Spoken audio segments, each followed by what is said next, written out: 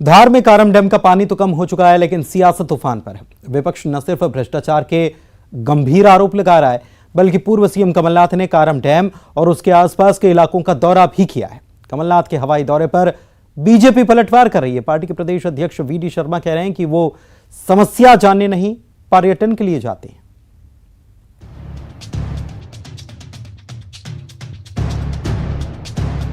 मध्य प्रदेश के धार में बांध की दरार अब बड़ा मुद्दा बनता जा रहा है। कांग्रेस करप्शन का आरोप लगा रही है और लगातार हमलावर है।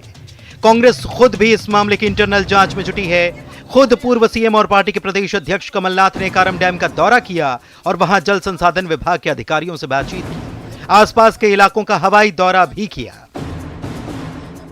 जब जो आंखों से दिख रहा है तो किस बात का सर्वे? ये भ्रष्टाचार का डैम फटा है। भारतीय जनता पार्टी शिवराज सिंह के भ्रष्टाचार का डैम फटा है। ये बात है और ये एक सबूत है जिस प्रकार से पूरे प्रदेश में भ्रष्टाचार की दीमक लग गई है और ये दीमक हमारे नौजवानों के भविष्य के साथ खिलवाड़ कर रही है।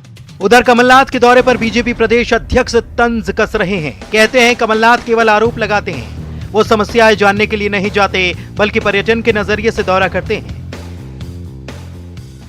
अगर डैम के अंदर कोई इस प्रकार की बातें अगर हुई हैं कि वो सीपेज क्यों हुआ, लीकेज क्यों हुआ, इसके लिए सरकार ने संवेदनशीलता के साथ 4 सदस्यीय कमेटी बनी है।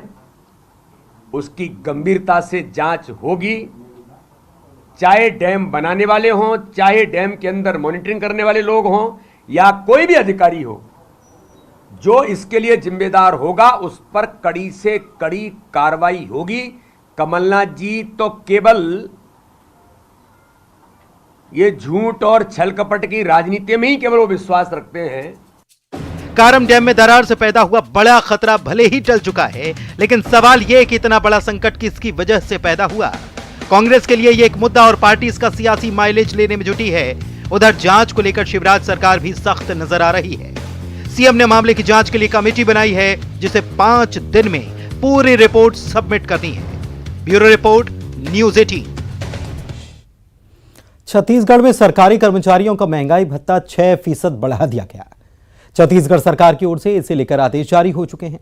अब राज्य के कर्मचारियों को 28% महंगाई भत्ता मिल सकेगा। लेकिन महंगाई भत्ता बढ़ाए जाने के बाद भी सरकारी कर्मचारी खुश नहीं है। बीजेपी ने भी सरकार पर इस पर हमला बोल दिया।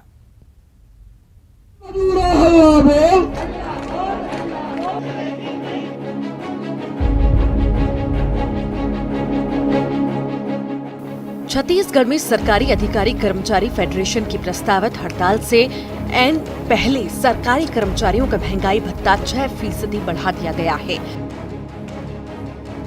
राज्य सरकार ने 6% डीए बढ़ाने का आदेश जारी किया है। इस इजाफे के बाद राज्य में सरकारी अधिकारियों कर्मचारियों का महंगाई भत्ता 28% हो जाएगा।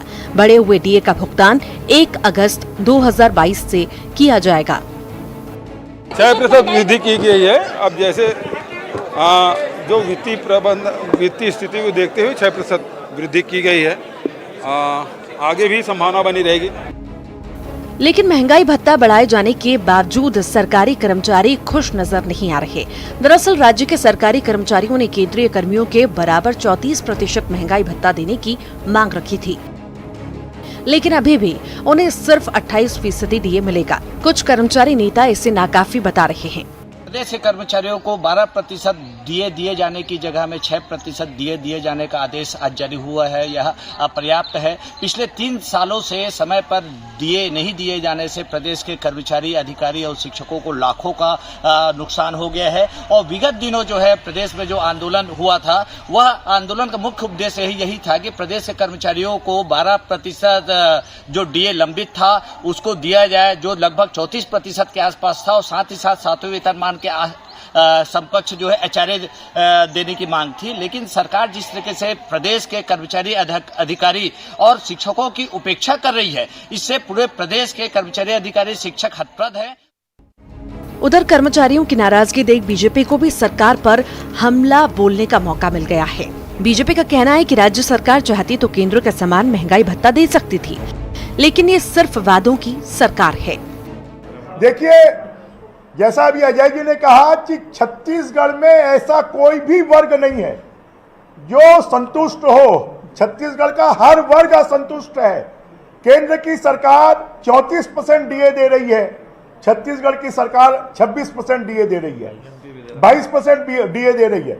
यहाँ पर संविदा कर्मचारियों को इन्होंने आश्वासन दिया, यहाँ पर स्वसहायता समूह को इन्होंने आश्वासन दिया, यहाँ पर इन्होंने नौजवानों को आश्वासन दिया, यहाँ पर इन्होंने दैनिक वेतनभोगी और संविदा कर्मचारियों को आश्वासन दिया।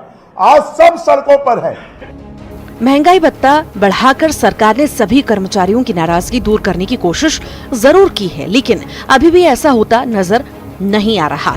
अब देखना होगा कि सभी कर्मचारी संगठनों को मनाने में सरकार तैयार हो पाती है या नहीं।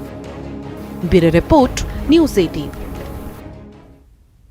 छत्तीसगढ़ में बीजेपी का मिशन 2023 पार्टी में बड़े बदलावों के दौर से गुजर रहा है। प्रदेश अध्यक्ष बदलकर पार्टी ने इसकी शुरुआत की और चर्चा है कि नेता प्रतिपक्ष बदलने की भी कवायद जो है वो शुरू हो चुकी है। एक रिपोर्ट देखिए।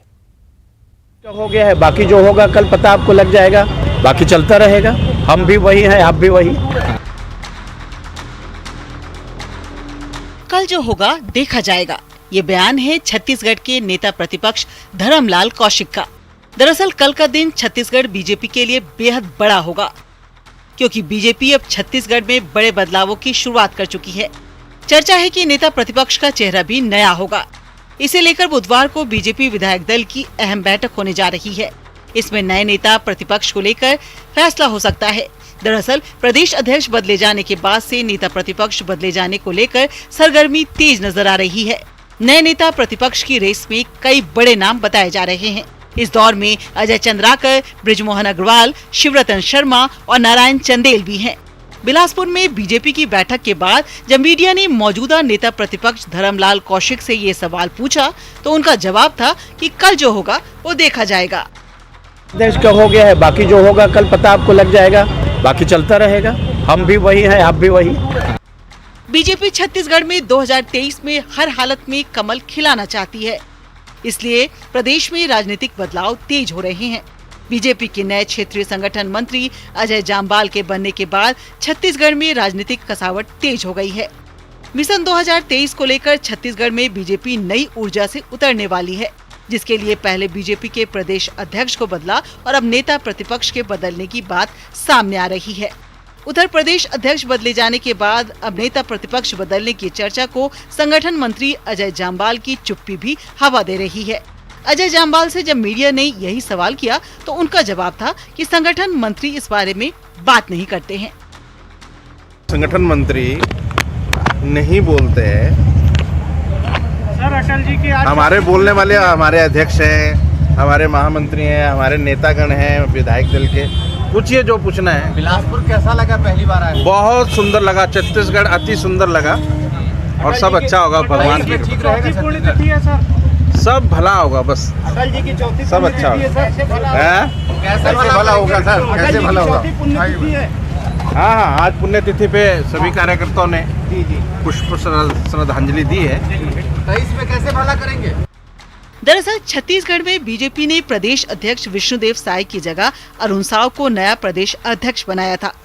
अरुण साव के प्रदेश अध्यक्ष बनने के बाद नेता प्रतिपक्ष धर्मलाल कौशिक ने दिल्ली पहुंचकर बीजेपी के राष्ट्रीय अध्यक्ष जेपी नड्डा से मुलाकात की थी। इसके बाद से ही सियासी गलियारों में चर्चाओं का दौर गर्म है कि अब नेता प्रतिपक्ष में बदलाव तय है। बिलासपुर से न्यूज़ 18 के लिए विनोद कुशवाहा की रिपोर्ट।